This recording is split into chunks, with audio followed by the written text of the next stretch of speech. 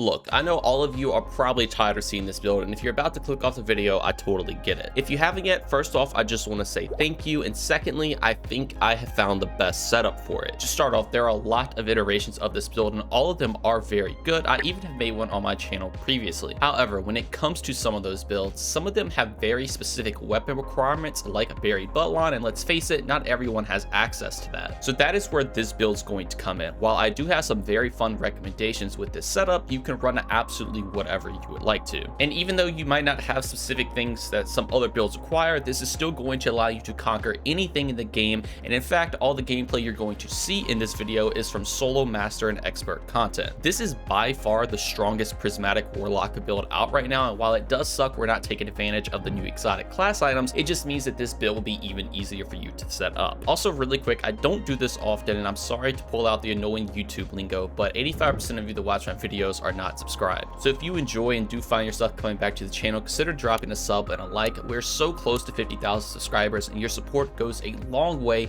and it will help us reach that goal. Just know that every single bit of support from you all is truly appreciated, and I hope to see you all on this journey. But without further ado, let's discuss the one and only Prismatic Warlock build you are ever going to need. All right, starting off, I'm going to do this build video a little different compared to normal, since I already have a build like this already up on the channel. I'm going to kind of speed through how everything works, give more so my opinions on the reasons I took everything. So first off, we do have Getaway Artist. As a quick rundown, you can consume your arc grenade with this exotic even on Prismatic, and you will get an arc soul alongside becoming amplified. This arc soul can do a lot of damage, and every single time it damages an enemy, it will also refill some of your grenade energy. This is going to be a major part of the build, and every single time you have a grenade charge, you want to consume it to have a permanent arc soul and permanent amplify. Now, the main thing to pair with Getaway Artist is for sure going to be the Bleak Watcher aspect. If you don't know the way this works, whenever you consume your grenade now, it will also spawn a stasis turret. This stasis turret is going to slow enemies and eventually freeze, which will play into some of our fragments, and it is one of the best crowd control tools in the game. The thing that makes it amazing is when you pair it with Getaway Artist, your arc soul can deal damage to all these slowed and frozen targets, and it's going to constantly refill your grenade energy over and over again. And like I was saying earlier, every single time you have a grenade charge, you want to consume your grenade for all the other benefits, but now you can also make multiple stasis turrets. There's no limit to the amount of stasis turrets you can have up, so the moment you get a charge, just consume it so you can make another turret. Now, our other aspect to pair with this is going to be Feed the Void. Now, we're going to be running Feed the Void because we're not taking advantage of the Devour from Buried Bloodline, but now we can actually just get it from our subclass. If you don't have Buried Bloodline, unfortunately, Feed the Void is for sure something you're going to have to run, because with this, you're going to heal to max on every single kill and get a ton of grenade energy back. The cool part about Devour is that literally any kill can reproc Devour. It could be your stasis turrets, it could be your arc soul, it could be you just killing things with your weapon. You're going to constantly get this grenade energy, and once again, the moment you have your grenade charge, just consume it again to keep all your buffs up all the time and to make another stasis turret. Just remember to proc Devour, and the way you do that is by getting any ability kill. Your arc soul can even get this, but the cool part about Prismatic Feed the Void is if you shatter a frozen target, that can also proc Devour. So it's extremely easy to proc, it's extremely easy to keep up, and it's what amplifies this build to the next level to keep you alive and to spam even more turrets all over the battlefield. So if we take a look at our fragments, our first one's just going to be protection, so we get some damage resistance when we're surrounded by combatants. This is a must-have in pretty much every single build. While you are Transcendent, you will get an additional damage resistance, but in all honesty, you don't really want to be Transcendence with this build, because spamming your turrets with Getaway Artists is honestly a lot stronger than even being a Transcendence, but that is an option if you want to practice for some sticky situation. You can kind of treat it like a mini super button. Our next fragment is going to be Purpose, so whenever we pick an orb up, we will get one of these benefits. I am going to be running Nova Bomb, so we will be getting a Void Overshield. With the Void Overshield, it'll be 50% damage reduction while that Overshield is up, and we're going to be able to make orbs like crazy with this build, and this is where those fun recommendations come in. I would highly recommend running a weapon with Shoot to Loot, so you can just shoot orbs from a mile away. Doesn't matter where they're out in the battlefield, you can just pick them up to grant an Overshield. I personally have been loving Kvalstov this build. It pairs so well with it, but if you don't want to run that, just running any weapon with Shoot to Loot will absolutely work, but just know you can pick up an Overshield from a mile away with this, pair it with that perk. Now, our next fragment is going to be Courage, so our light abilities will do more damage to enemies afflicted by darkness debuffs. This is one of the reasons I'm going to be running Arcane Needle. This can apply Unravel to an enemy, which is a darkness debuff. On top of that, your turret can also slow enemies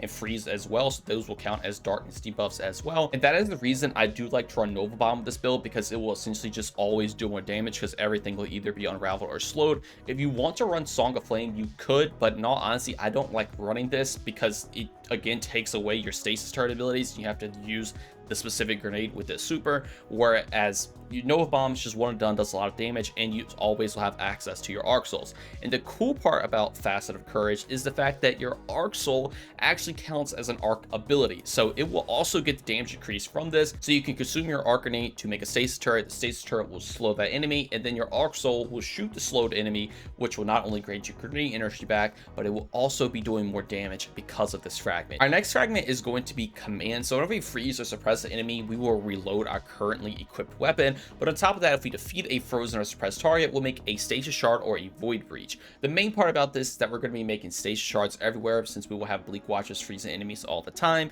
And then if you don't know the way stasis shards work, when you pick them up, you'll be granted melee energy back. With this build, you already have your grenade region covered with things like Arc Soul and Devour, and with our armor mods, we're going to be able to really refill our class ability up a lot. So this is a nice little benefit, so we can get our melee up a lot. And once again, your melee is going to be very strong with this build because it's another way you can apply a darkness debuff. The other really fun part about this is the reloading equipped weapons part. If you run something like Aegir Scepter, you can actually just freeze enemies all the time with this to constantly reload the magazine. Even something like Tractor Cannon can suppress a target, so you can reload the magazine. You never have to reload at all. And then probably the most fun option is Two-Tailed Fox. Since this does suppress, you can just shoot the entire magazine without ever having to reload. It is crazy fun. I don't think it's the strongest thing in the game, but it's definitely something worth considering. And then our final fragment is just going to be Ruins. So whenever you defeat a frozen target, it will actually have a bigger radius and do a lot more damage. So again, this is just very strong for ad clear, since you're going to be able to freeze everything with Bleak Watcher. But that's pretty much it for the subclass. As a reminder, again, you can use Berry Bloodline if you do have it. You can then swap out Feed the Void for something like Hellion just to have another buddy helping you do damage.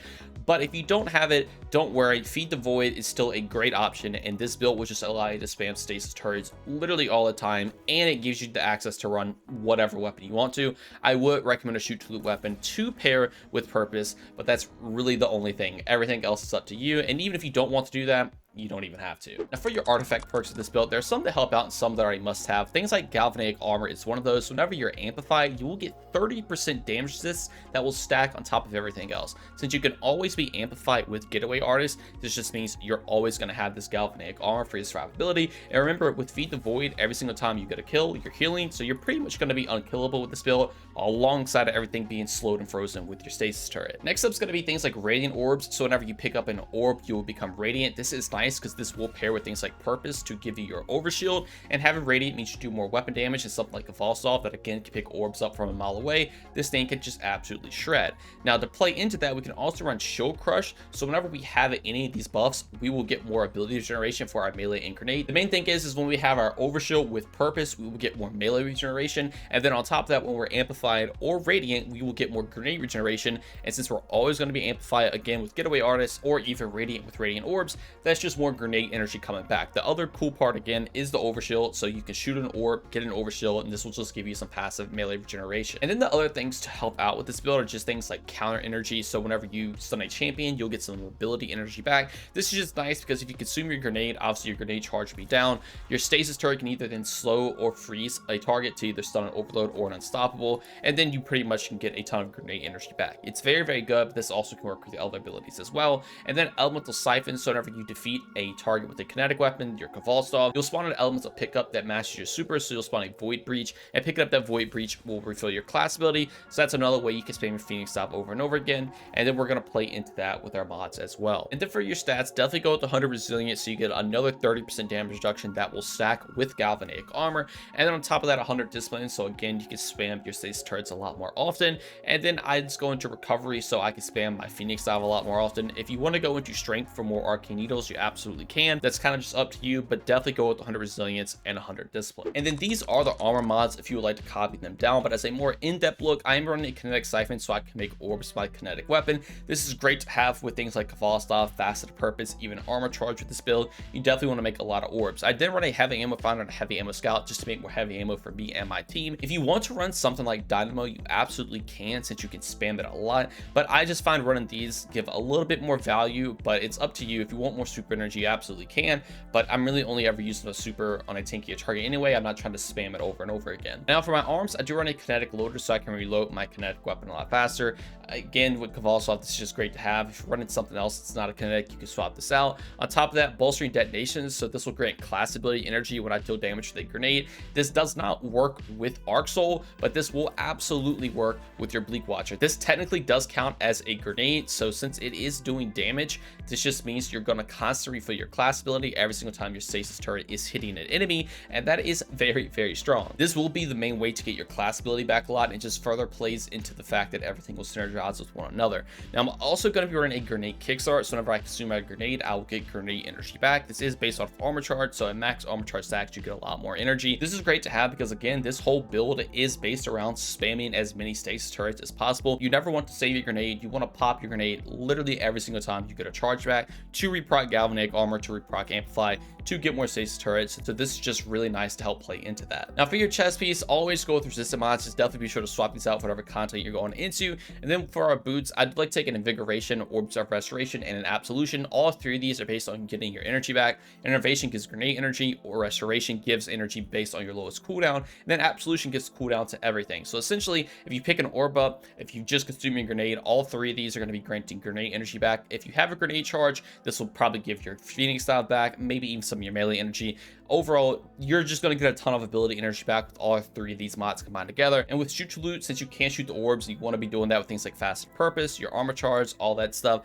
This is just going to be a great little additional benefit of energy that you're getting back all the time. And then finally for our class hideout, I'm going to be running a bomber so we can get some grenade energy back whenever we use our class ability. Since our grenade is going to be refilling our class ability, this is just great to have so they can synergize into each other. And then on top of that, powerful attractions. So whenever I use my class ability, I will pick up orbs that are around me. Picking up the orbs is going to give us all the other benefits that we have already talked about in this video. And then finally a reaper. So whenever I use my class ability, my next kill can make an orb. So now not only am I picking up orbs around me, I will then further make an orb. And once again, all these orbs are going to be very beneficial for armor charge, for these mods, for your Caval stall, for faster purpose. It is just going to be very, very strong with everything synergizing together. And then for the most important part of the build, this is the transmog I'm running. I switched it up and I definitely went for a more color theme of what my channel has going on. It has the blue and purple. I think it turned out looking absolutely sick. I feel like the other getaway artist setup I did, I totally understand. You could definitely still run that one, but I think this turned out looking absolutely clean. It took advantage of the new seasonal armor chest piece, also the Vow of the Disciple helmet. On top of that, the Ghost of the Deep boots. I think it looks absolutely sick, especially paired with the channel colors.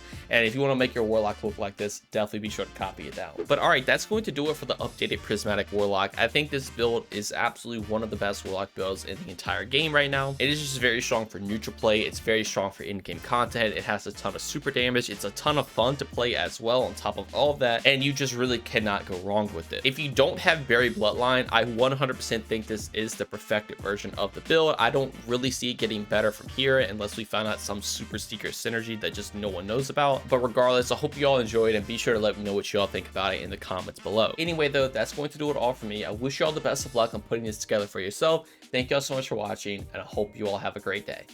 Peace.